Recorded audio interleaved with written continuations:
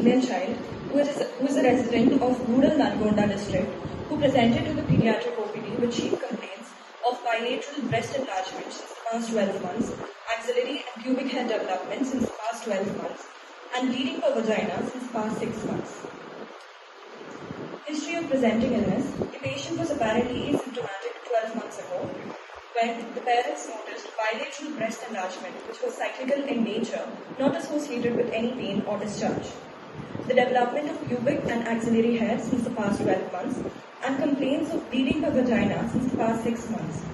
She had 3 to 4 episodes, each episode lasted for 4 days every month. She used to use 2 to 3 diapers per day and it was not associated with any clots. There is no history of fever, seizures, headache, vomiting,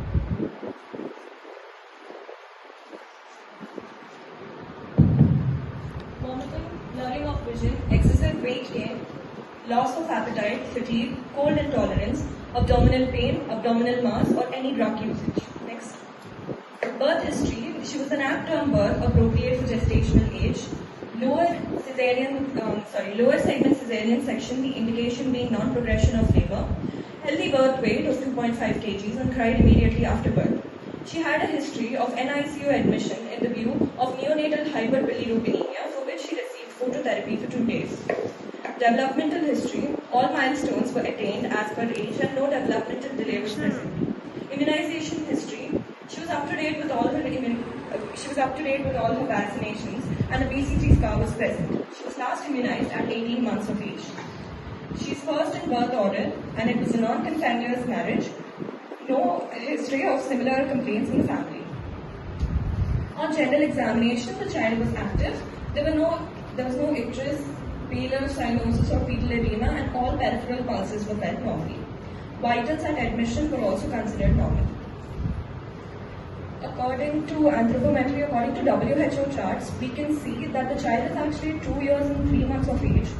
However, her height is 96 centimeters, placing her above 90th centile, and her height age corresponding to 3 years and 4 months.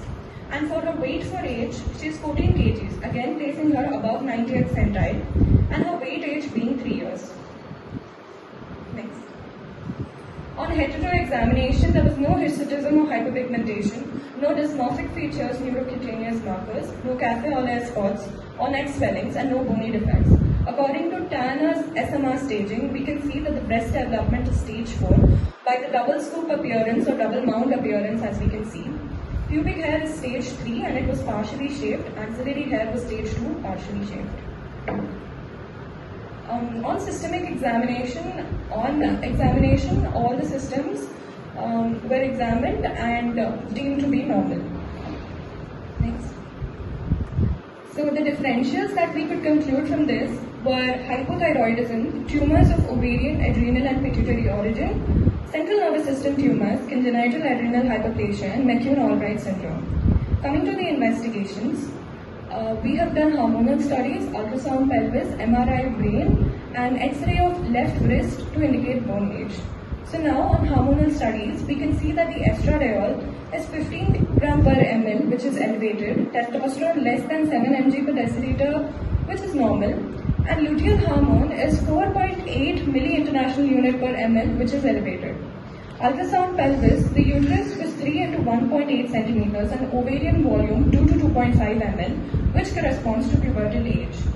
On MRI brain, it revealed 12 into 10 millimeter ovoid isotense mass present in the region of tuberculum cinereum and features suggestive of hypothalamic hamartoma were seen.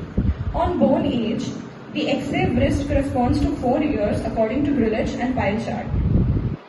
Next. So, summarizing the entire case, a 2-year-old 3-month child was brought with bilateral breast enlargement, pubic and axillary hair growth since the past 12 months, and bleeding per vagina since the past 6 months. As bone age is more than height age, more than chronological age, luteal hormone is more than 0.3 milli-international units per ml. Estradiol is more than 25 picogram per ml. Suspicion of central precocious puberty. An MRI brain was done, which was suggestive of hypothalamic hamartoma. In the view of the above findings and investigations, the child was diagnosed with central precocious puberty, secondary to hypothalamic hamartoma, and that being the final diagnosis. Now, coming to the management, the child was started on gonadotropin releasing hormone analog, leuprolide. So 3.75 mg intramuscularly was given every month as a depot preparation, and she is currently on follow-up every month to monitor the response.